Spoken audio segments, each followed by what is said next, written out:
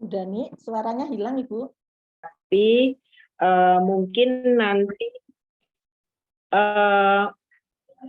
untuk kegiatan-kegiatan barangkali kita bisa sharing.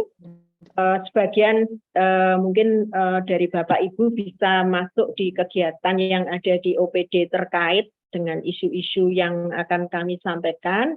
Bisa jadi juga mungkin anggarannya bisa dari anggaran yang Bapak Ibu ajukan untuk riset. Mungkin yang akan kami sampaikan pertama kali karena bentuk kemitraan antara Bapeda Kota Surakarta dengan grup riset dari SISDIP UNS. Jadi intinya kami siap bermitra, melakukan kajian bersama, di mana Bapeda mungkin sebagian bisa mendanai kegiatannya dan UNS bisa melengkapi, misalnya menambah kelompok sasaran atau mengerjakan segmen lengkap. Kemudian selain kajian bersama, barangkali nanti untuk penyelenggaraan pelatihan atau bimbingan teknis. Jadi kami belum tahu apakah OPD yang terkait itu bisa nun sewu Bu Ruti, apakah materi yang saya kirimkan sudah bisa ditayangkan Bu Ruti?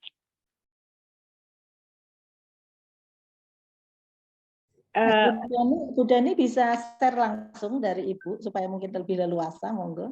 Oh iya, Mbak Dia tadi materinya ada, sudah. Atau saya bantu juga boleh. Sebentar.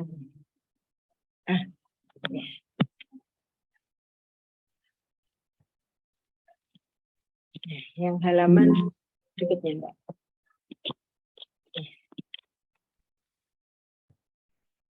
Ya, jadi yang kedua saya lanjut ya. Untuk yang kedua, melalui penyelenggaraan pelatihan atau bimbingan teknis. Mungkin kami akan minta dari UNS sebagai narasumber, kemudian kami akan mengumpulkan pesertanya. Jadi memang nanti mungkin kami sampai saat ini baru proses di perencanaan anggaran 2023. Memang kami belum tahu OPD terkait itu apakah punya anggaran yang terkait dengan isu-isu yang akan kami sampaikan. Namun demikian nanti setelah hasil proposal dari UNS bisa sudah ada kepastian kira-kira untuk penelitian macam apa yang disetujui, mungkin akan kami bantu untuk mengumpulkan UPD untuk bisa dikaitkan dengan kegiatan yang sudah direncanakan. Lanjut.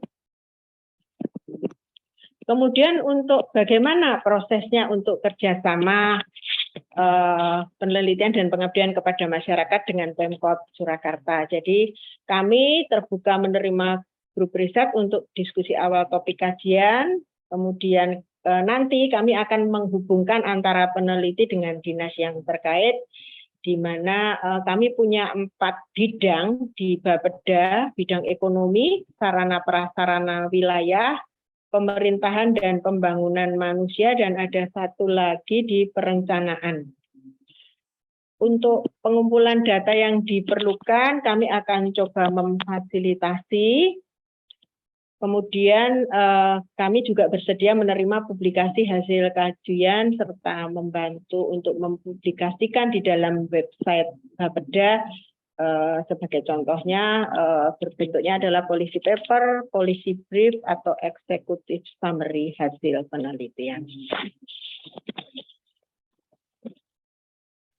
Kemudian terkait dengan isu-isu di Kota Surakarta di tahun 2023 yang dapat dikembangkan oleh grup riset SISDIP UNS. Lanjut, Mbak.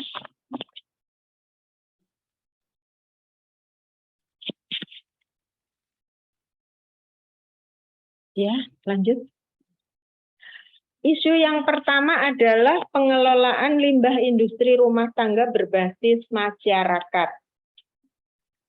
Jadi permasalahannya adalah di wilayah Kota Surakarta bagian selatan ini yang untuk industri batik terutama ini kan sudah ada IPAL, instalasi pengolah air limbah. Daerah selatan itu cukup padat penduduk maupun bangunannya. IPAL ini selama ini diserahkan ke masyarakat, namun tidak dapat optimal berfungsi.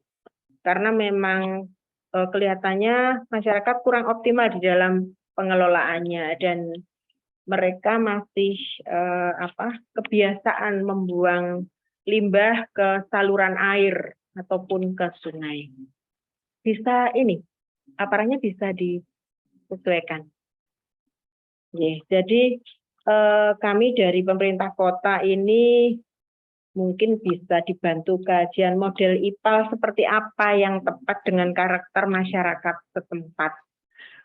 Kami pernah mendapatkan bantuan, nggak bisa.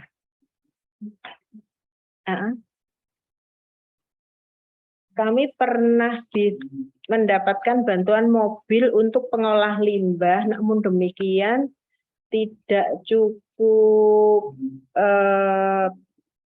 kapasitasnya dibandingkan dengan jumlah pembuang limbah. Sehingga sementara ini kalau musim hujan mungkin agak ini ya, kondisi perairannya agak limbahnya tidak terlalu kental sehingga agak bisa mencair. Namun demikian ini dari sisi lingkungan kan mencemari lingkungan selain juga bau. Dan mitra kita untuk pengelolaan limbah ini nanti kita bisa dengan Dinas Lingkungan Hidup, kemudian untuk sanitasinya dari Dinas Pekerjaan Umum dan Penataan Ruang, dan dari Perusahaan Daerah Air Minum Surakarta. Selanjutnya untuk isu kedua mengenai persepsi anak muda terkait pengelolaan persampahan. Jadi di salah satu kecamatan di Kota Surakarta, yaitu Kecamatan Banjarsari, ada program pilah sampah dari rumah. Jadi setiap rumah tangga ini diharapkan bisa memilah sampah organik maupun anorganik. Kemudian dari petugas sampahnya ini mengambil sesuai jenis sampahnya. Dan ini sudah disosialisasikan dan di beberapa kelurahan sudah mulai memilah sampah dengan membedakan tempat sampah, tetapi ini memang kita belum tahu sejauh mana efektivitasnya. Dan di TPA Putri Cempo saat ini telah dilakukan kerjasama investasi pengelolaan sampah yang diubah menjadi tenaga listrik. Dan ke depan kelihatannya kita akan kekurangan volume sampah karena adanya program pilah sampah, sehingga produksi sampah yang akan diolah menjadi energi listrik ini mungkin akan kurang cukup.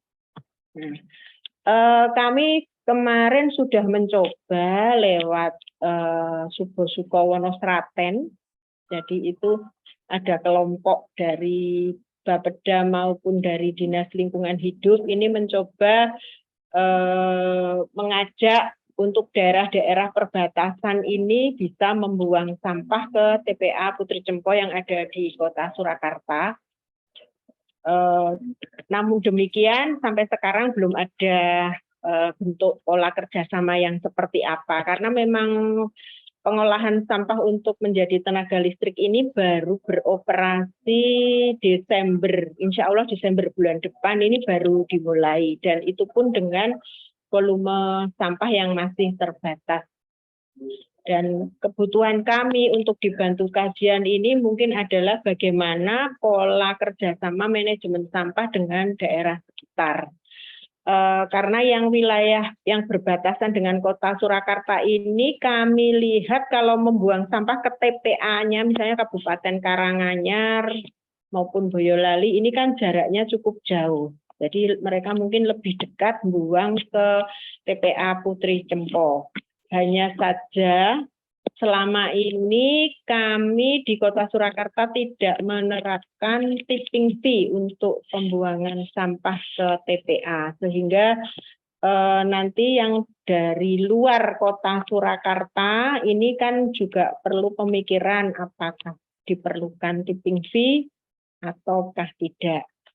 Kemudian kebutuhan kajian yang lain adalah manajemen kerjasama antar daerah tentang pengelolaan limbah yang berasal dari wilayah sekitar. Jadi ini masalah yang lama yang sampai sekarang memang tidak selesai-selesai. Jadi memang Surakarta ini kan dilewati sungai dari wilayah sekitar yang masuk lewat kota, dan beberapa waktu yang lalu ini terjadi limbah jari ternak masuk ke Kota Surakarta. Kemudian ada lagi limbah ciu, itu pun juga sehingga dari bau dan mengganggu perairan. Jadi memang sempat ditemukan beberapa perusahaan yang sebetulnya sudah punya IPAL, tetapi ketika kemudian hujan turun deras, mereka membuang limbah melalui saluran-saluran siluman begitu. Dan akibatnya memang kemudian perairan menjadi tercemar. Memang untuk IPAL ini menurut perhitungan operasional ini memang cukup membutuhkan banyak biaya, sehingga barangkali saya kurang tahu apakah teman-teman dari Visipol atau mungkin nanti dari lingkungan hidup yang akan bisa membuat kajian. Barangkali kalau dari Visipol mungkin lebih ke manajemennya atau lebih ke perubahan perilaku masyarakat untuk tidak membuang limbah sembarangan. Tapi mungkin kami juga butuh kajian bagaimana pengelolaan IPAL yang sederhana, mungkin juga murah, sehingga dari sisi biaya operasional juga tidak terlalu membebani bagi perusahaan. Ini mitra untuk pengelolaan persampahan ini di Dinas Lingkungan Hidup. Selanjutnya untuk isu ketiga, yaitu prevalensi kemiskinan di Kota Surakarta dan pemecahan permasalahannya. Jadi tadi kami bersama-sama dengan tim koordinasi penanggulangan kemiskinan daerah baru saja rapat pleno. Memang sejak pandemi jumlah masyarakat miskin yang mengajukan bantuan sosial datanya memang terus meningkat. Nah, hanya selama ini memang dari data yang diberi bantuan ini kami belum pernah melakukan monitoring evaluasi dampak pemberian bantuan pada kelompok warga miskin. Nah, ini justru kami mohon mungkin dari teman-teman UNS bisa membuat kajian apakah pemberian bantuan itu berhasil meningkatkan produktivitas sehingga tidak semakin bergantung pada bantuan pemerintah. Jadi kemiskinan itu ada 5 atau 6 kategori, jadi P1 sampai P6 begitu. Nah, ini mestinya warga miskin ini tidak hanya diberi bantuan saja, mungkin selama ini kan yang sering kan bantuan PKH atau mungkin bentuknya sembako, uang. Nah, setelah itu apa yang terjadi? Apakah mereka tetap miskin? Apakah dengan bantuan itu mereka bisa meningkatkan taraf hidupnya? Karena banyak program-program dari beberapa dinas ini masuk ke wilayah ini seperti pelatihan menjahit, memasak dan sebagainya. Namun demikian kelihatannya dari hasilnya belum terlihat upaya untuk meningkatkan produktivitas supaya ketergantungannya semakin mengecil. Jadi ini nanti mitra kami ada di Dinas Sosial dan di Tim Koordinasi Penanggulangan Kemiskinan Daerah. Selanjutnya untuk isu keempat, ini adalah mengenai kajian stunting di Kota Surakarta. masalah stunting di Kota Surakarta ini ternyata tidak hanya berasal dari kondisi kemiskinan, tetapi juga ditemukan juga dari keluarga mampu. Analisis sementara kami memikirkan mengenai penyebabnya, tapi ini kan nggak ilmiah ya, mungkin makanya kami butuh kajian. Sebetulnya variabel pemengaruh kasus stunting ini, apakah ada korelasi gaya hidup di masyarakat dengan potensi stunting? Memang sebagian besar karena ketidaktahuan orang tua terhadap gizi, bagaimana memberikan gizi yang baik kepada anak, karena untuk keluarga miskin mungkin pemikirannya kan lebih yang penting kenyang, seperti itu. Tapi sebetulnya yang bergizi itu tidak selalu mahal. Dan intervensinya ini di beberapa kelurahan sudah ada semacam pemberian makanan tambahan seperti itu. Namun demikian pemberian makanan tambahan itu kan tidak setiap hari diberikan, sehingga memang keluarga-keluarga yang punya balita ini memang harus setiap hari juga memberikan gizi yang baik. Nah ini ternyata tidak hanya dari keluarga miskin, ada beberapa keluarga mampu, tapi juga anaknya masih masuk di kelompok stunting. Nah, ini nanti untuk mitranya, ini bisa dari Dinas Kesehatan, kemudian ada DP3AP2KB, Dinas Pemberdayaan Perempuan, Perlindungan Anak, serta Pengendalian Penduduk dan Keluarga Berencana, dan mungkin juga dari Dinas Sosial. Jadi untuk kasus stunting ini, kalau dari ada dua jenis data di sini. Nah, ini yang agak kami di Bapeda ini agak apa ya? Karena kami tidak punya sumber daya manusia yang bisa mendata, bagaimana mendata yang baik.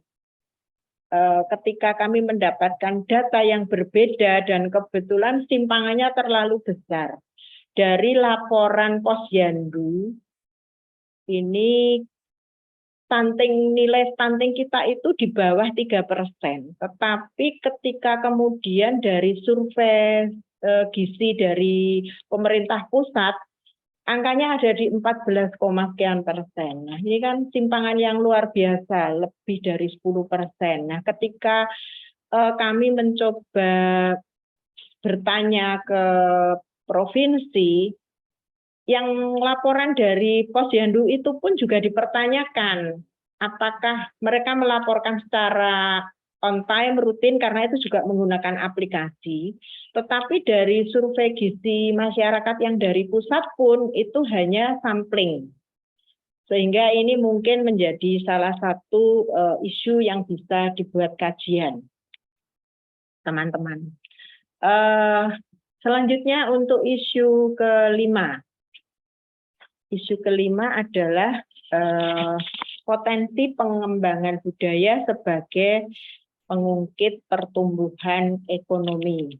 Jadi di Kota Surakarta ini untuk sanggar seni budaya ini cukup banyak.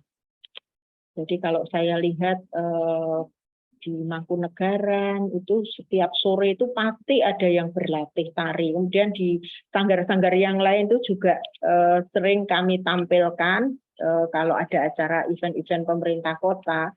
Tapi menurut saya, menurut kami, teman-teman ini, pengamati ini citra dan performanya ini belum marketable. Jadi belum bisa menunjang untuk kesejahteraan pelaku seni. Keberlanjutannya bagaimana? Sebetulnya kalau melihat dari jumlahnya ini cukup banyak, hanya mungkin sekedar hanya untuk apa ya, nguri-uri budaya, hanya seperti itu. Tapi mungkin ini bisa dibandingkan dengan di Bali. Di Bali itu kesejahteraan pelaku seni ini lumayan karena mereka bisa membuat event-event yang terkait dengan pengembangan budaya, dan itu dikolaborasikan dengan pariwisata.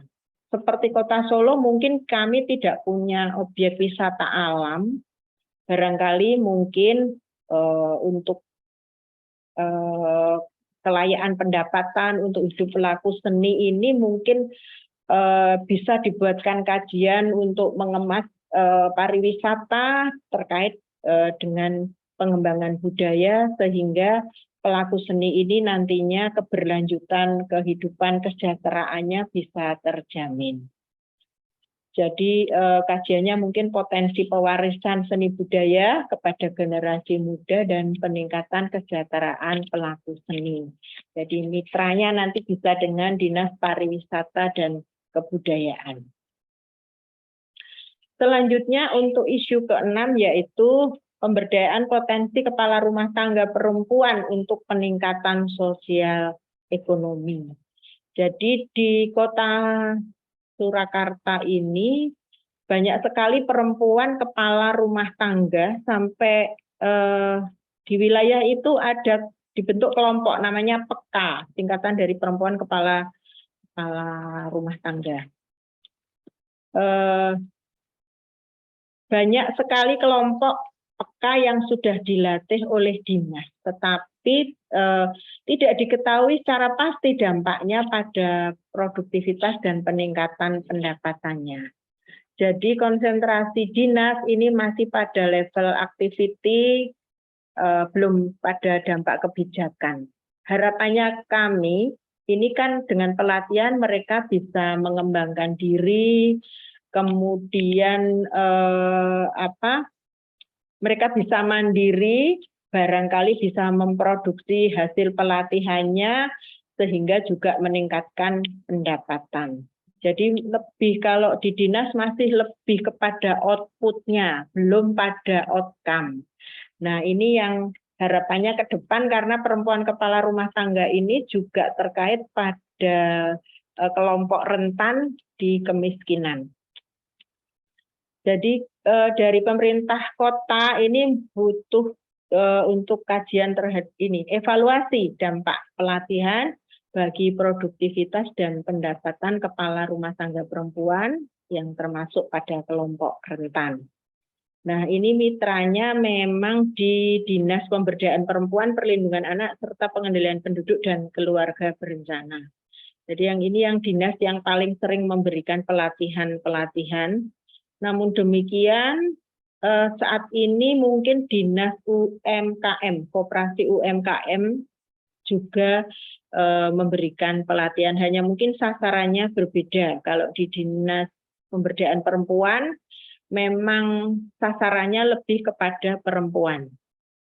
Lanjut untuk isu ke-6. Setelah isu ke-6, isu ke-7 yaitu pengaruh penggunaan handphone dan media digital terhadap tumbuh kembang anak.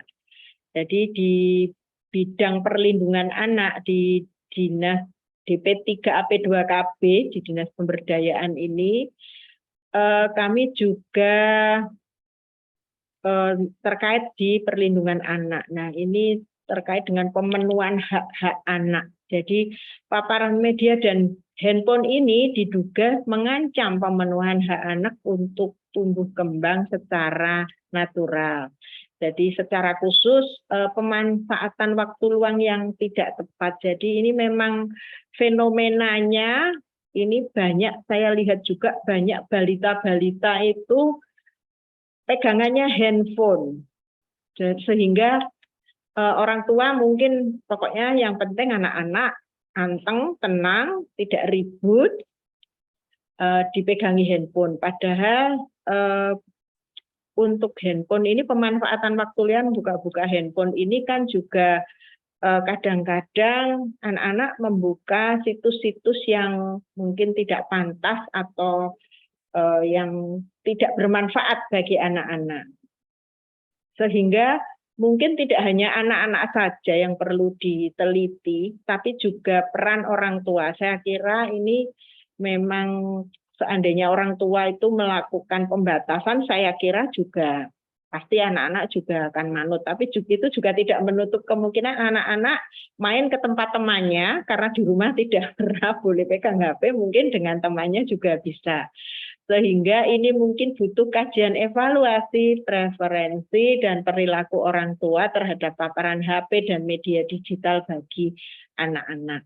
Untuk data mengenai anak, ini ada di mitranya, bisa di Dinas Pemberdayaan Perempuan, Perlindungan Anak, serta Pengadilan Penduduk dan Keluarga Berencana. Lanjut, untuk isu ke-8, prevalensi penggunaan narkoba dan nafsa dan pencegahannya. Jadi permasalahannya ini memang di Kota Surakarta ini teridentifikasi memiliki kasus narkoba dan nafsa yang cukup tinggi. Hanya saja kami memang belum pernah melakukan penelitian begitu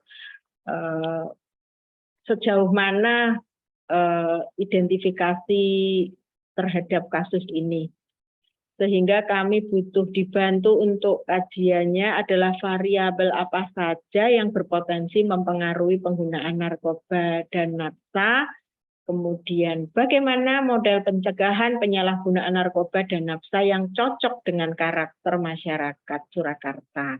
Dari bidang perlindungan anak ini sudah sering melakukan sosialisasi baik kepada orang tua maupun kelompok anak untuk sosialisasi pencegahan, namun demikian sejauh mana hasilnya kami memang belum pernah melakukan kajian. Dan mitra untuk isu ke-8 ini ada di Dinas Kesehatan, kemudian ada di Badan Kesatuan Bangsa dan Politik, Dinas Pendidikan, dan Dinas Pemberdayaan Perempuan. Lanjut, untuk isu ke-9 adalah problem kultur atas implementasi sistem merit pada kebijakan rekrutmen, penempatan, mutasi, dan promosi aparatur sipil negara. Jadi terkait dengan salah satu unsur visi kota, yaitu gesit. Nah, apakah sistem meritokrasi yang ada di Pemkot itu sudah sesuai dengan apa yang diharapkan? Jadi pada kenyataannya ini memang di beberapa dinas, ini memang penempatannya agak kurang tepat. Ya, mungkin dari kompetensi, karena mungkin ketika norma standar prosedur kriteria ini kita harus sesuai, sementara jumlah pegawai yang sesuai kompetensi ini juga barangkali kurang, sehingga kita butuh evaluasi sistem penempatan pegawai berdasar kompetensi, apakah sudah sesuai dengan norma, standar, prosedur, dan kriteria. Dan mitra kita untuk kajian ini adalah di Badan Kepegawaian dan Pelatihan Sumber Daya Manusia. Permasalahannya adalah bahwa ketika kompetensi yang dibutuhkan tidak ada, sehingga harus menunjuk yang tidak sesuai kompetensi, apa yang harus dilakukan, apakah perlu peningkatan kapasitas atau apa. Ini memang beberapa kami lihat tidak sesuai penempatannya, jadi tidak sesuai. Padahal untuk supaya visi gesit ini tercapai, mestinya harusnya sesuai. Nah, ini barangkali mungkin teman-teman dari FISIP mungkin lebih bisa mengkaji apa sistem penempatan seperti apa barangkali yang bisa sesuai. Selanjutnya untuk isu ke-10, aplikasi yang tidak terintegrasi terkait tingkat kesiapterapan inovasi. Jadi ketika kami di diklat struktural ini kan ada kewajiban membuat proyek perubahan.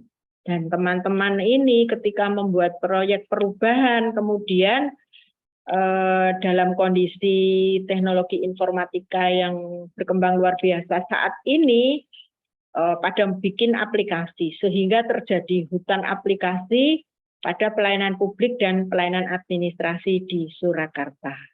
Namun demikian ketika kemudian diimplementasikan, banyak aplikasi ini yang tidak bisa diintegrasikan. Sehingga memang risikonya menimbulkan inefisiensi anggaran belanja dan pemeliharaan sistem, itu salah satu. Risiko yang lain adalah bahwa aplikasi itu menjadi kemudian tidak bisa diimplementasikan secara penuh. Nah, ini juga terkait dengan aplikasi-aplikasi yang kami terima dari pusat, dari kementerian, itu kemudian kami mencoba membuat sistem yang bisa terhubung, yang kita inginnya ketika kami memasukkan satu data itu bisa dimanfaatkan untuk berbagai macam kebutuhan aplikasi dari beberapa kementerian. Tetapi kemudian ketika kita coba diimplementasikan, sistem itu tidak bisa diintegrasikan. Nah, ini mungkin masalah teknis ya. Tapi saya kira kalau teman-teman di FISIP bisa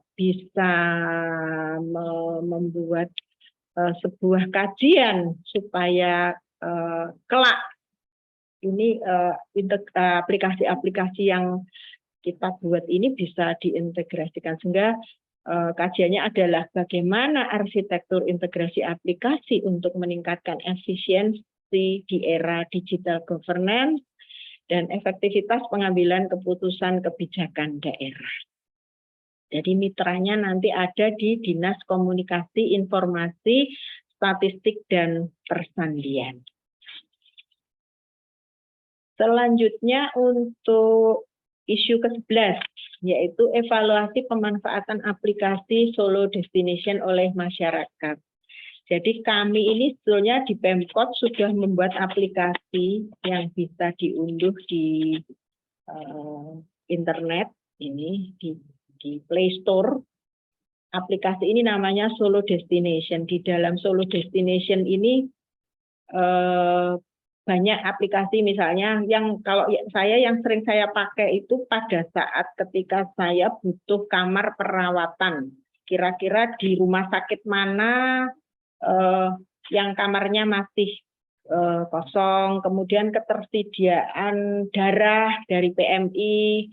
Kemudian kami juga bisa memanfaatkan info-info kuliner yang terdekat dengan lokasi. Nah, ini harapannya kan memang aplikasi ini bisa diakses oleh masyarakat selain dari masyarakat Kota Solo sendiri, dari luar Kota Solo. Jadi pengunjung itu ketika tinggal di satu hotel, kemudian membuka aplikasi ini bisa melihat kuliner terdekat dengan hotel mereka, kemudian daerah tujuan wisata atau belanja yang ada di dekat, mungkin tidak butuh jalan jauh yang ada di sekitar hotel. Nah, ini pemanfaatan aplikasi Solo Destination oleh masyarakat ini memang belum pernah dievaluasi. Apakah sudah sesuai dengan kebutuhan masyarakat? Karena kita kan yang membuat desainnya. Apakah itu memang benar-benar dibutuhkan masyarakat, dan kemudian apakah evaluasi dan analisis data pemanfaatan fitur di dalam aplikasi Solo Destination oleh masyarakat ini sudah dimanfaatkan semuanya. Kemudian perlu juga evaluasi kepuasan masyarakat pengguna aplikasi Solo Destination. Apakah masyarakat pengguna ini sudah memanfaatkan semua aplikasi, karena salah satu aplikasi ini adalah kemudian pembayaran PBB lewat aplikasi ini. Ini sudah diintegrasikan dengan bank penerima pembayaran. Tapi memang kami butuh evaluasi dari masyarakat, apakah masih ada yang mungkin perlu di aplikasi apa yang mungkin bisa dimasukkan di dalam fitur-fitur di dalam Solo Destination. Mitra kita nanti ada di Dinas Komunikasi Informatika, Statistik, dan Persandian. Selanjutnya, isu ke-12 adalah promosi menjual kota Solo dan potensinya untuk tujuan tertentu melalui media sosial. Jadi karena Solo ini kota jasa, tidak punya sumber daya alam yang bisa dipakai untuk pariwisata, kami hanya mungkin di budaya dan peninggalan-peninggalan kuno. Jadi permasalahannya memang saat ini Kota Surakarta ini tertinggal dari Kota Pekalongan sebagai anggota dari jaringan kota kreatif dunia. Nah, ini yang menjadikan mungkin banyak wisatawan itu Solo itu di mana itu mungkin yang ke depan kita inginnya juga Solo itu bisa dikenal seperti Bali. Orang bilang Solo, nah, oh seperti di Bali. Ketika orang bilang Bali, semua orang tahu. Jadi ini perlu kajian alternatif model bagaimana menjual kota Solo dan potensinya di era digital. Nah, ini mestinya memang bantuan dari teman-teman FISIP yang secara sosial, ini mungkin ini memang kajian sosial ya, menjual kota ini kita punya banyak potensi dan kita juga perlu memanfaatkan era digital ini untuk mempromosikan, mempromosikan supaya Solo lebih dikenal sehingga tujuan-tujuan seperti mungkin meningkatkan pendapatan pengrajin, kemudian sustainability untuk budayanya juga bisa tercapai. Mitra kita ada di Dinas Pariwisata Kebudayaan, kemudian Dinas Koperasi, UKM, dan Perindustrian. Kemudian isu ke-15 adalah persepsi masyarakat pada penataan kawasan kumuh. Jadi ini studi di kasus kawasan kumuh di daerah Semanggi. Jadi ini memang masyarakat yang ditata ini adalah yang ada di daerah slum area atau squatter area. Kalau yang di slum area itu mereka tinggal di bantaran sungai, di atas tanah-tanah ilegal. Nah, ini memang selama ini sudah berjalan mungkin agak lama ya untuk penataan kawasan. Ini memang perlu komitmen tinggi dari pimpinan daerah, dan kebetulan pimpinan daerah di Kota Solo ini, Wali Kota Solo ini luar biasa komitmennya di dalam menata kawasan kumuh. Ketika kemudian penataan ini berhasil, karena ini kami kemudian dananya adalah dana alokasi khusus integrasi di mana sumbernya ada dari pusat, kemudian dari APBD sendiri, dan kemudian ada dari Corporate Social Responsibility. Jadi kawasan yang ditata ini tanahnya kan sebetulnya bukan milik Pemkot, jadi milik BBWS. Kemudian dari penataan itu Pemkot berusaha melakukan sinergi dengan kementerian, dengan ini tanahnya kebetulan punya BBWS ya, jadi dari bagian dari Bengawan Solo. Kemudian kita dengan Kementerian Tata Ruang juga, Agraria Tata Ruang, kami lakukan pendekatan ke masyarakat, dan yang di Kota Solo ini, masyarakat yang mau ditata ini mendapatkan sertifikat hak milik. Sehingga statusnya menjadi lebih jelas dan legal.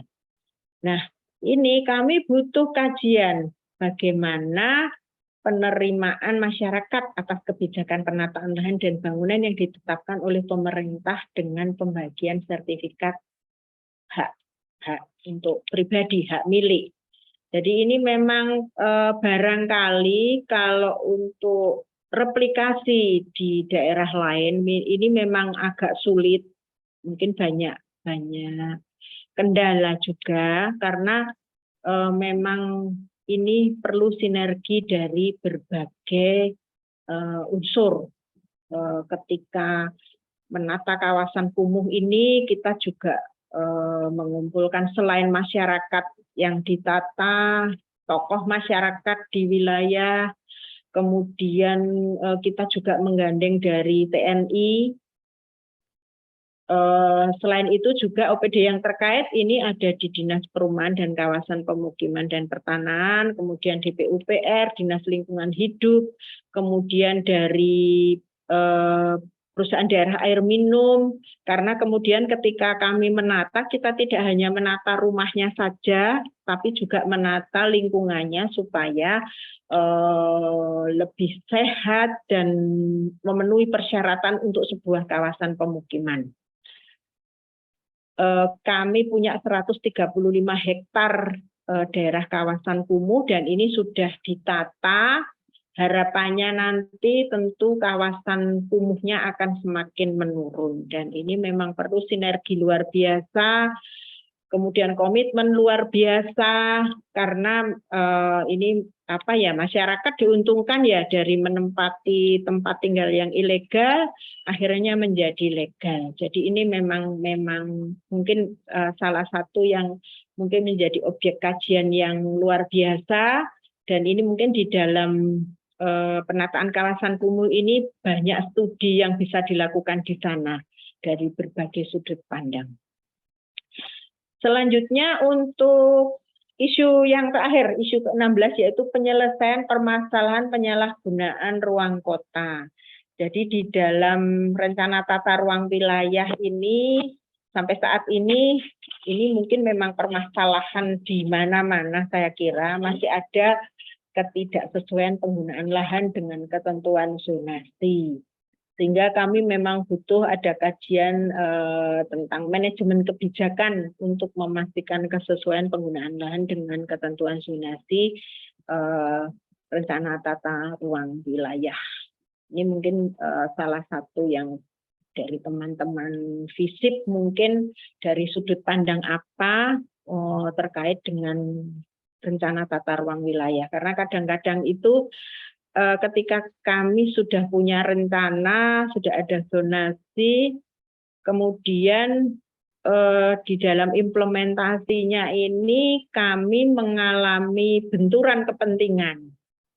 Nah, antara pendapatan dengan tata ruang seperti itu salah satu contohnya. Barangkali nanti teman-teman dari FISIP bisa membantu mengkaji karena mungkin kalau yang mengkaji dari teman-teman di luar Pemkot ini mungkin akan lebih objektif ya. Kalau kami ini kan di dalam kalau mau bikin kajian kan nanti jangan-jangan kami dikira KKN atau apa.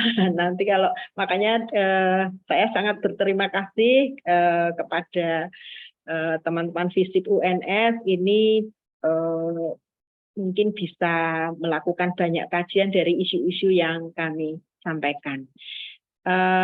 Mitra kita nanti terkait dengan data dan sebagainya ada di Dinas PUPR, kemudian di Dinas Penanaman Modal dan Perizinan Terpadu Satu Pintu.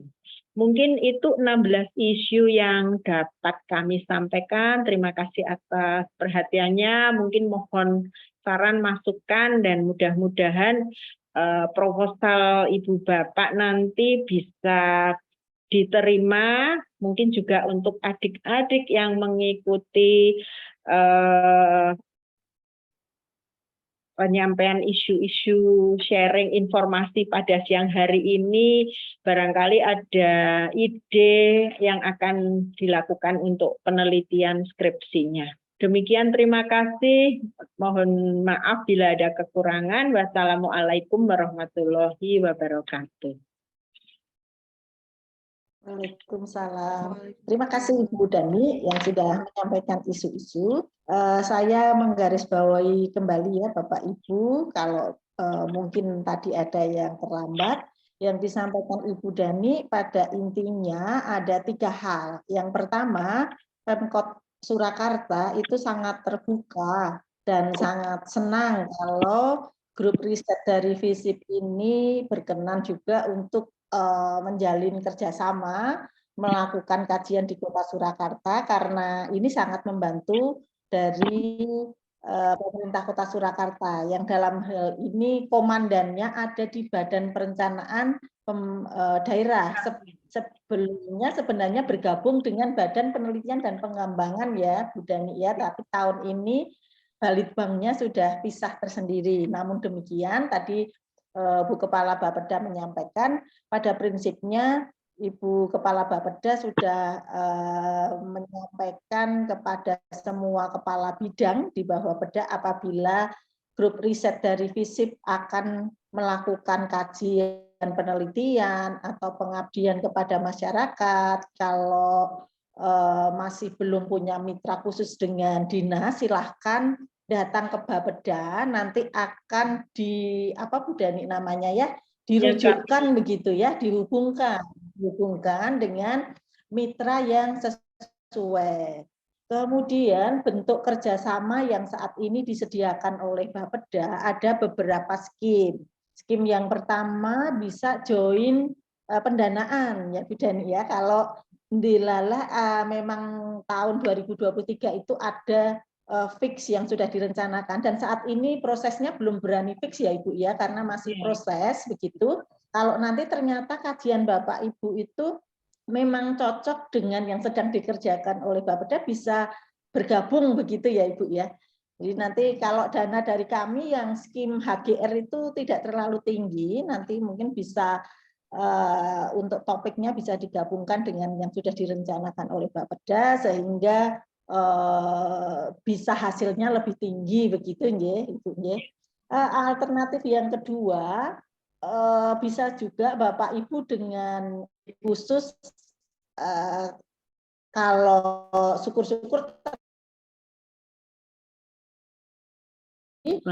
kemudian Bapeda tidak secara khusus ada kajian itu, ataupun dinas mitra itu secara khusus tidak sedang melakukan kajian yang senada, maka yang fasilitasi yang bisa disediakan Bapeda adalah membantu untuk data nggih Bu nggih.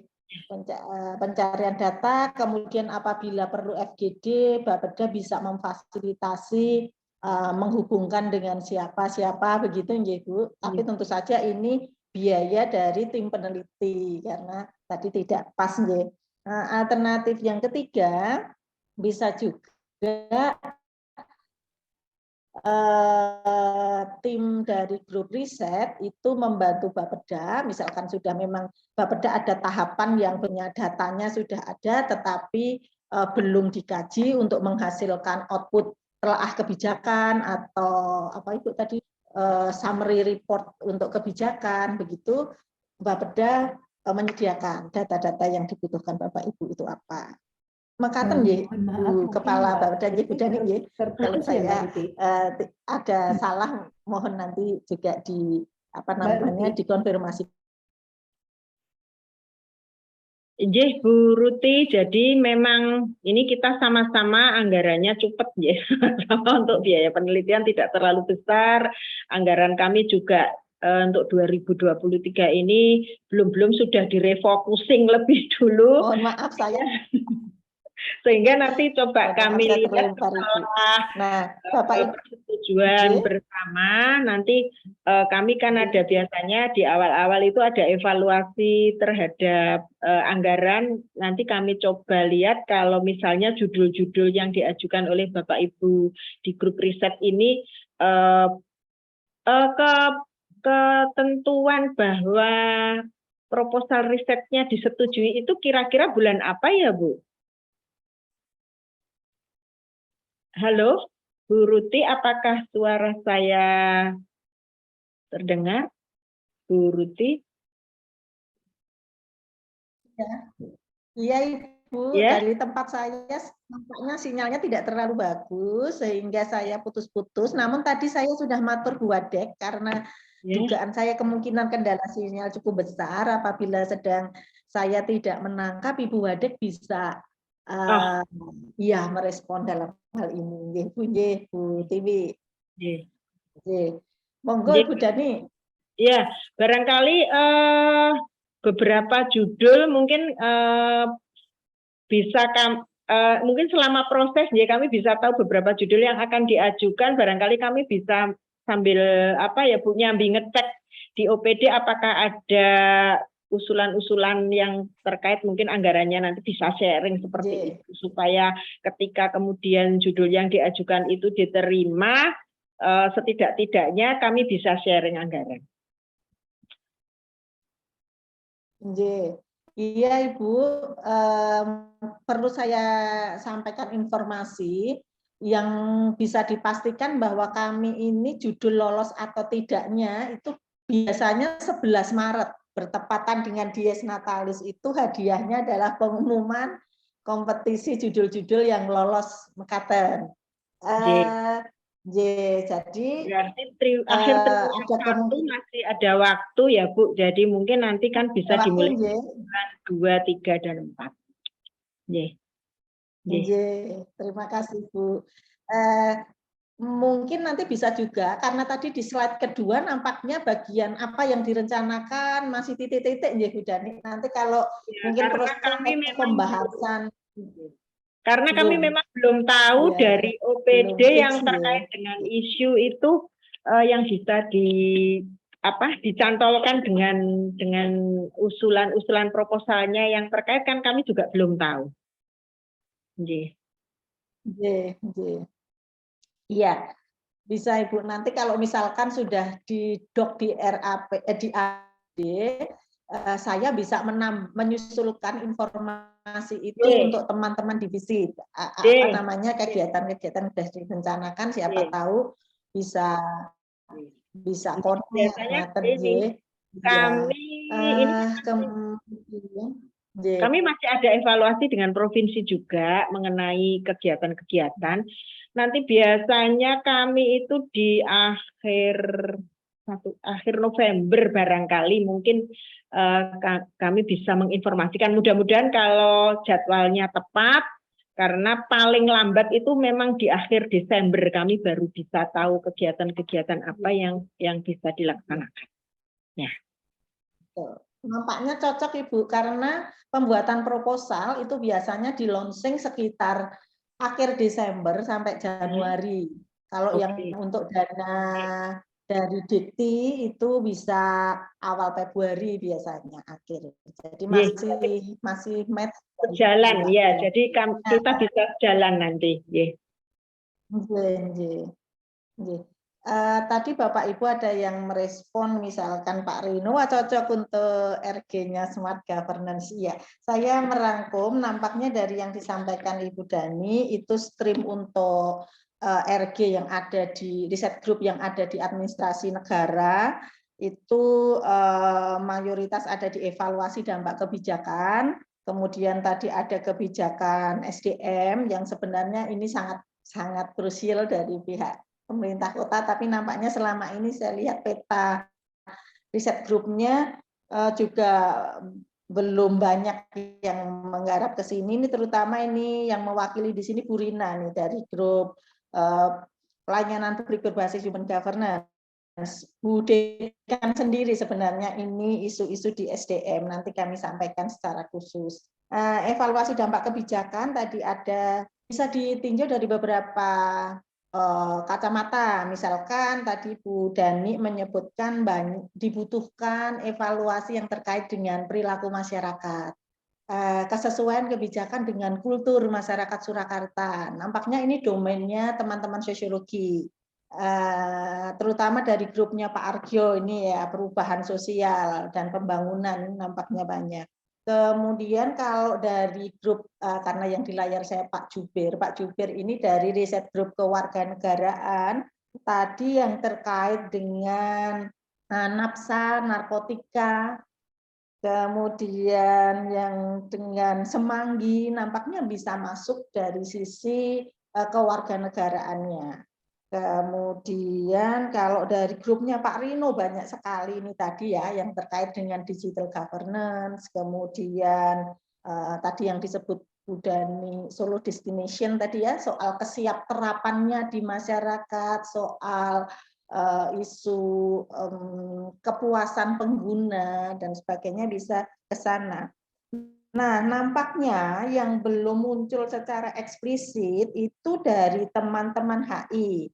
Tetapi kalau dari riset grupnya Bu Leni yang streamnya itu ada di perdamaian dan apa Bu Leni ya, perdamaian sosial ya, sepertinya masih masuk kalau dikaitkan dengan tadi ya budaya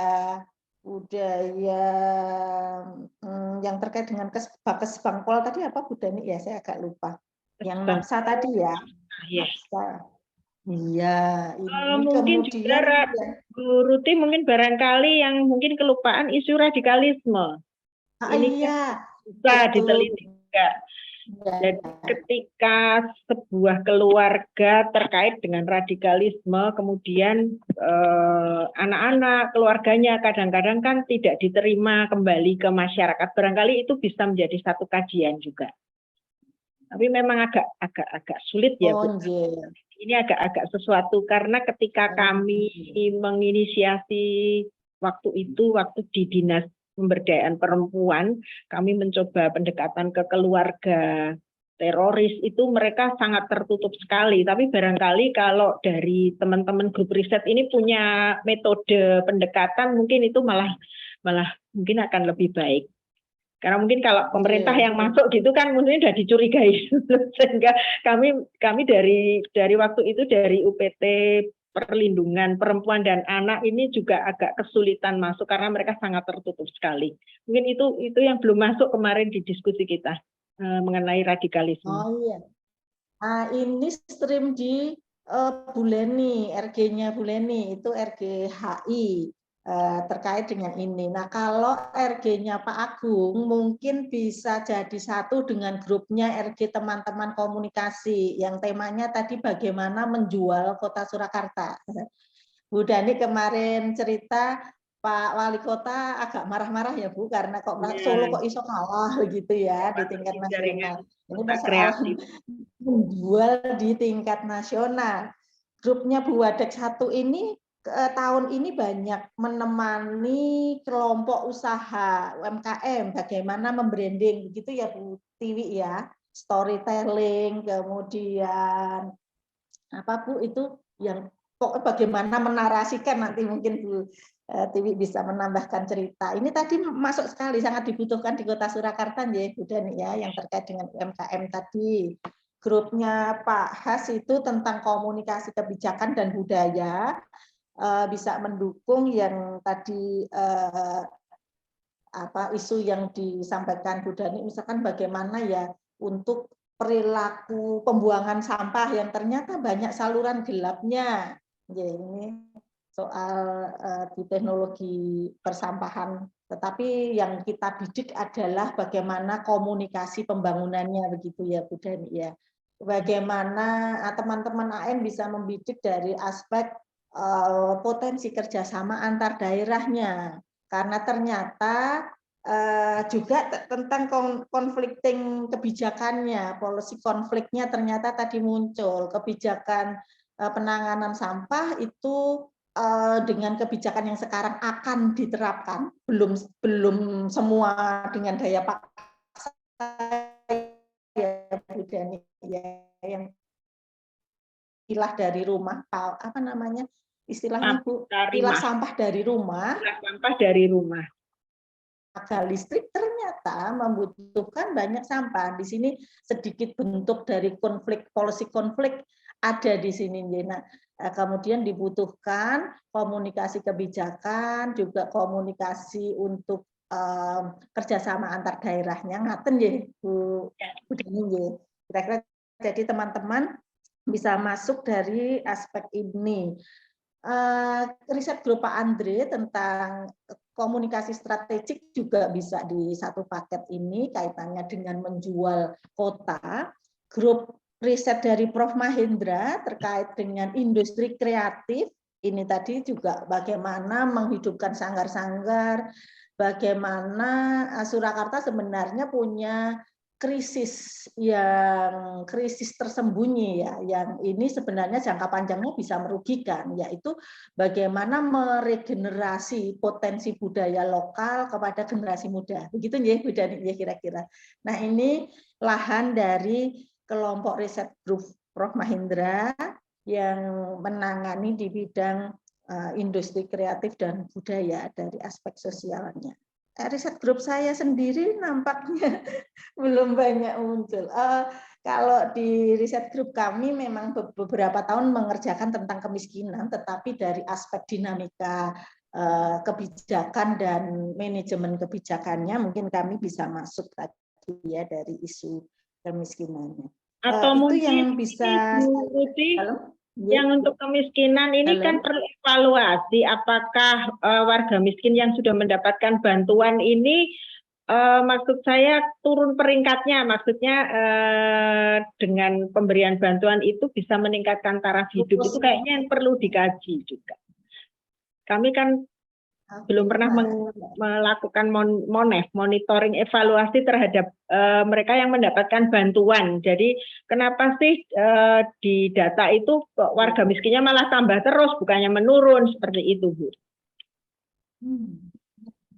Baik, nampaknya ini malah bisa dijadikan isu besar sih, kolaborasi lintas riset grup. Kalau nanti teman-teman berkenan, kita bisa membuat payung besarnya. Nampaknya dari kalau soal pendataan mungkin grupnya Pak Rino bisa berkontribusi. Kalau data mungkin bisa kami punya Bu datanya.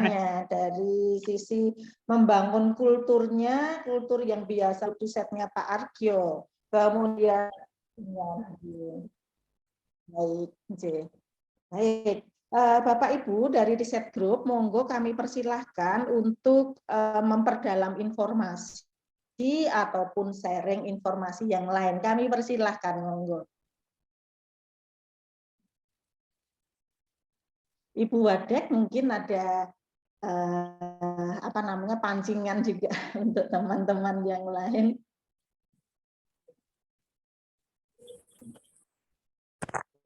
Bu Ruti. Halo. Halo Bu Ruti. Silakan Pak Dit, monggo. Ya maaf ini ya, karena menggunakan WiFi fakultas jadi munggah medun begitu nggak stabil. Lain dengan WiFi di rumah saya. Itulah alasannya kenapa saya lebih senang di rumah. Gini, saya cukup tertarik tadi isu masalah kemiskinan tadi, terutama dikemukakan oleh Bu Dani, kok malah bertambah begitu ya. Jadi menurut hemat saya memang kemiskinan di Indonesia ini bukan semata-mata masalah ekonomi, tetapi ini masalah non-ekonomi. Contoh yang paling gampang misalnya, kalau kita menggunakan rujukan berkaitan dengan subsidi BBM, subsidi listrik, dan seterusnya. Kita tanya aja pada diri kita sendiri, apakah kita di rumah menggunakan tabung gas melon misalnya? Padahal secara UMR barangkali income-nya itu 2-3 kali lipat dari UMR ya. Tetapi kita cenderung menggunakan misalnya pakai tabung LPG melon. Kemudian juga ketika mengisi BBM di SPBU, cenderung kita menggunakan BBM subsidi. Padahal secara real, secara ekonomi termasuk golongan masyarakat ekonomi menengah atas. Jadi ini saya kira masalah moralitas. Ini menurut saya ya. Jadi saya kira ini bisa dikaji dari perspektif sosiologi terutama. Dan kemudian dari aspek kebijakan saya kira memang ini masalahnya adalah masalah salah sasaran. Atau mungkin juga karena kebijakan itu kurang begitu tegas. Kebijakan itu mestinya kebijakan subsidi itu harus eksklusif. Eksklusif artinya benar-benar untuk mereka yang berhak untuk menerima subsidi itu. Maka salah satu cara yang dilakukan oleh Pertamina misalnya dengan harus unduh aplikasi untuk pengisian kalau mengisi Pertalite itu saya kira juga salah satu upaya untuk biar tidak bias sasaran. Itu saya kira menurut saya sementara untuk memantik diskusi berikutnya. Bu Ruti, monggo. Matur nuwun. Terima kasih Pak D. Memang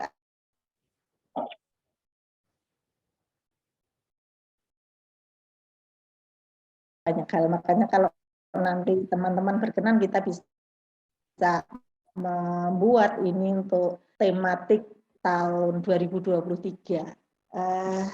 Bapak Ibu yang lain monggo kalau akan berdiskusi, dan saya beberapa kali terlempar, nanti kalau tiba-tiba saya hilang, saya sudah matur pasrah ke Bu Wadek ini untuk dihandle. Monggo Bapak Ibu yang lain kalau masih ada yang didiskusikan. Bu Rina masih di sini kah? Bu Rina di kelas, Bu. Oh, Bu Rina di kelas. Pak Priyanto, monggo Pak Pri.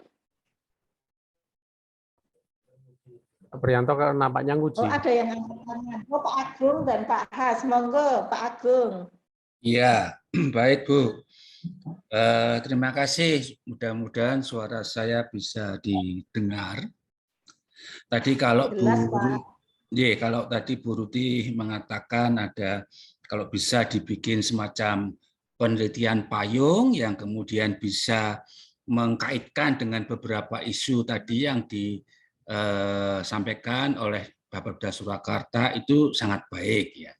Jadi intinya mungkin kita bikin payung, isu payung yang kemudian nanti mitranya itu adalah Bapeda, dan itu nanti mungkin bisa diajukan ke Kedaireka, dan kemudian juga siapa tahu bisa menggalang pihak dari dunia industri atau perusahaan-perusahaan yang ada di sekitar Surakarta yang concern terhadap isu-isu tadi, misalnya tentang limbah, itu kita bisa gandeng perusahaan yang sering mencemari lingkungan, Sritek atau apa itu misalnya. Nah, itu bisa dikemas di dalam proposal Kedaireka, dan kemudian dari situ kan kita juga bisa menyenggek dana dari Dikti, sehingga dengan demikian akumulasi dari rupiah itu bisa besar, lalu kan kemudian kalau akumulasi rupiah besar itu kan langkahnya bisa lebih besar juga gitu loh. Dampaknya juga lebih besar begitu. Nah, ini sekedar usul saja. Kalau tadi isu ting perintil itu sebetulnya bisa dikait-kaitkan menjadi suatu kemasan yang kemudian kita lempar, kita ajukan ke matching fund ke Kedaireka itu. Itu sekedar usul, Bu. Terima kasih Pak Agung. Nanti bagaimana realisasi detailnya mungkin kita juga perlu arahan dari Bu Wadek nanti, karena sebenarnya penelitian memang di bawah Bu Wadek, urusan risetnya nanti kami bisa bantu untuk mendiskusikan awal. Pak Has, monggo silahkan. Matur nuwun. Tadi dari paparannya Bu Dani memang ada beberapa yang mungkin kami bisa riset grup kami itu komunikasi jurnalisme, komunikasi publik, sosial dan budaya. Ada beberapa yang kami bisa masuk sepertinya. Misalnya untuk mengevaluasi apakah beberapa aktivitas sosialisasi yang selama ini dilakukan oleh Pemkot itu efektif apa tidak. Kita kan bisa melakukan riset ya. Nah, mungkin sudah misalnya tadi kayaknya yang untuk narkoba gitu kalau nggak salah. Jadi sudah ada berbagai macam sosialisasi, tapi mungkin belum pernah dievaluasi efektif apa tidak, kemudian tanggapan atau respons dari para peserta itu seperti apa, tentang apa. Jadi memang ada beberapa yang evaluasi kita bisa lakukan, termasuk juga yang evaluasi penggunaan aplikasi Solo Destination. Ya, kayaknya itu juga bisa masuk ke sana. Kemudian justru malah kami itu sedang berpikir, saya tidak tahu ini masuknya ke Diskominfo atau di Bapeda ya. Karena setahu saya Mas Wali itu kan selama ini melakukan monitoring media ya tentang performa masing-masing dinas. Jadi masing-masing OPD itu diberitakan oleh media seperti apa dan itu kayaknya dipetakan itu ya. Mana yang paling banyak positif atau negatif dan itu mungkin bisa juga itu menjadi bagian dari yang bisa kami ambil. Sekalipun mungkin tidak masuk dalam isu yang 16 tadi, tapi itu kami bisa ngamati semuanya dia. Misalnya tentang pembuangan sampah. Kita lihat di media itu ngomong apa selama setahun terakhir, isunya apa sih isu yang diangkat oleh media. Mungkin itu justru akan bisa menjadi masukan bagi teman-teman di Bapeda maupun di OPD bahwa oh ternyata publik melalui media itu concern-nya ini loh. Atau juga kita bisa, kalau selama ini kan Bu Ruti sudah dengan Kominfo kan menganalisis isi ULAS ya, seperti apa, isu apa saja, dinas mana saja yang diamati. Kita bisa juga, karena kemarin kita baru saja juga belajar tentang bagaimana menggunakan big data untuk memetakan isu apa. Nah, itu kan tinggal milih ya. Di media sosial itu, publik itu ribut soal apa yang terkait dengan kinerja masing-masing OPD. Atau mungkin justru tentang Bapeda sendiri, atau tentang 16 isu yang tadi muncul. Kita ingin tahu wacana yang di masyarakat tentang pembuangan sampah apa sih? Kan bisa diketahui ya, itu concern-nya publik melalui analisis di media sosial maupun di media. Jadi cukup banyak. Itu 16 itu bisa semua kalau mau melakukan analisis isi media ya. Kan topiknya tinggal tentang kegagalan menjadi creative city misalnya. Setahu saya creative city itu sudah bertahun-tahun dari dulu nggak lolos-lolos itu ya, rumit itu. Kayaknya harus dirombak panitianya tuh Bu, karena timnya nggak beres, kebanyakan bertengkar tuh Bu. Jadi yang saya dengar kan memang itu tidak semata-mata bagaimana menjual kota Solo, tetapi syarat sebagai kota kreatif itu kayaknya memang belum terpenuhi secara penuh, sehingga kalah dengan Pekalongan ya.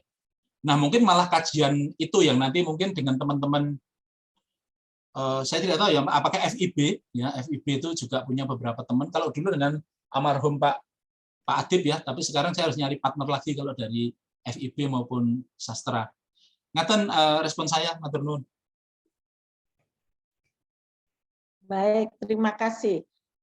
Sementara dari diskusi ini, tadi usulan Pak Agung tema payung, dari Pak Dip, dari Pak Has, nampaknya sementara ada bisa 3 isu besar kalau mau diklasterkan nanti. Yang pertama itu bagaimana menjual kota.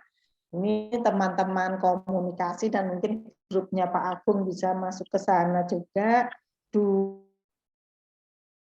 Gabungan dari banyak RG juga, RG-nya Pak Argyo juga bisa masuk, RG-nya Pak Didi, RG-nya Prof. Mahendra bisa, Prof. Mahendra bisa juga masuk dua-duanya di kemiskinan.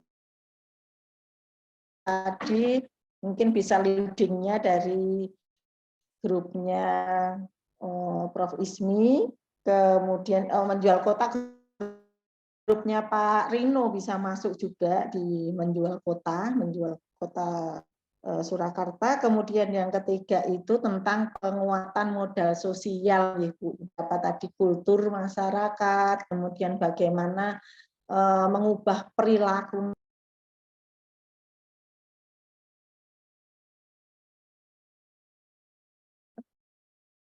Wah, suaranya. Halo?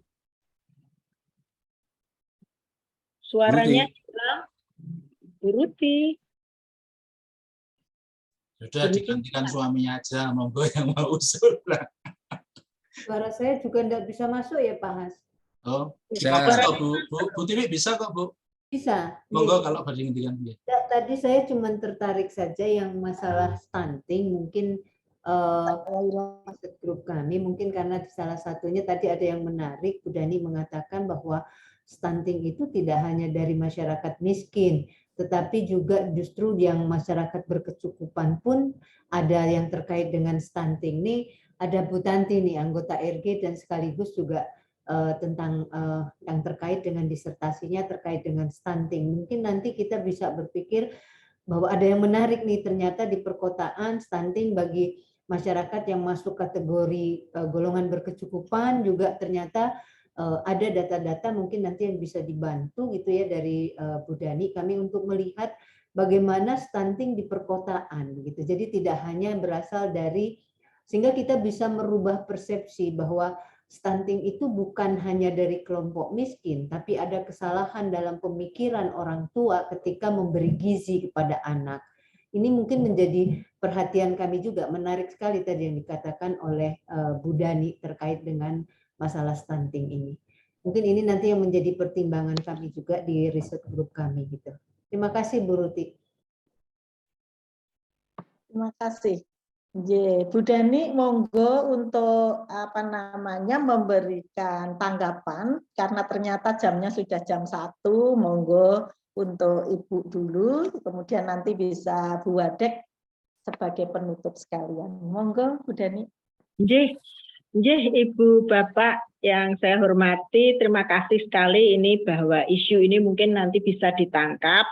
Jadi intinya kami terbuka, kami malah berterima kasih kalau bisa bekerja sama dengan teman-teman dari akademisi karena memang SDM di pemerintah kota tidak cukup kompeten untuk melakukan banyak kajian.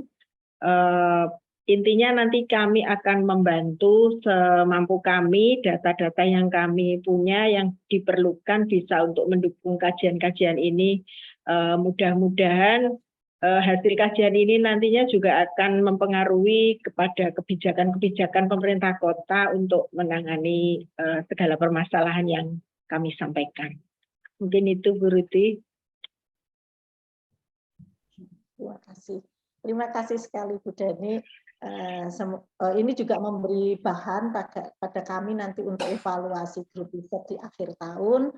Kami akan diskusikan dengan Bu Wadek juga kalau kaitannya bisa dibentuk menindaklanjuti tadi ada kolaboratif dengan tematik untuk tahun anggaran 2023.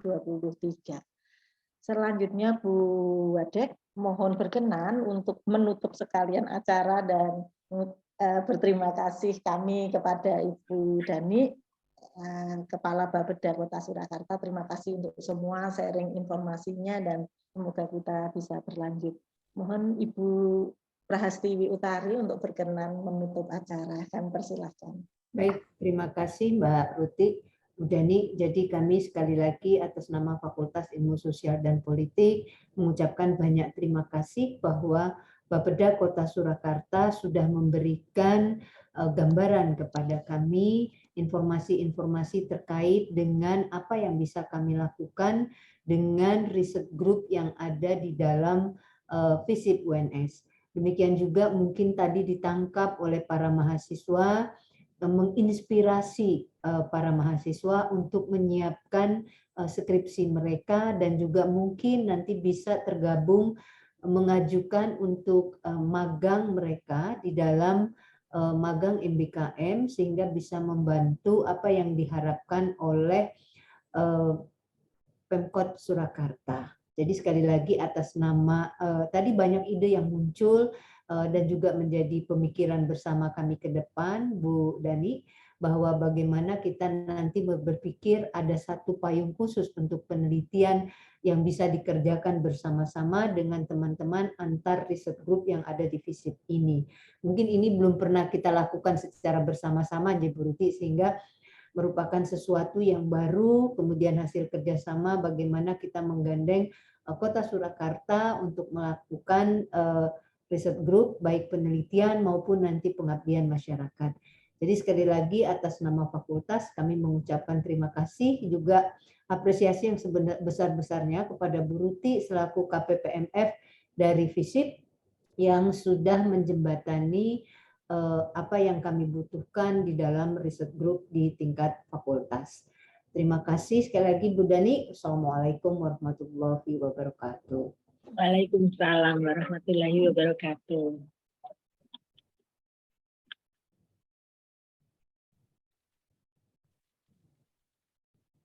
Waalaikumsalam. Bapak Ibu berkenan untuk foto bersama dulu, berkenan untuk open kamera. Saya minta tolong Pak Has dan Vera bisa membantu untuk dokumentasinya. Silakan.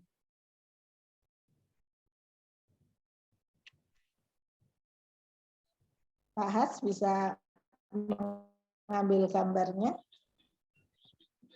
Nggih, siap. Ini sambil saya telepon Prof. Awito nggih, yang ngapunten sebentar. Oke, yang pertama, yang menapa layar pertama dulu nggih, Bapak Ibu. Siap, nggih.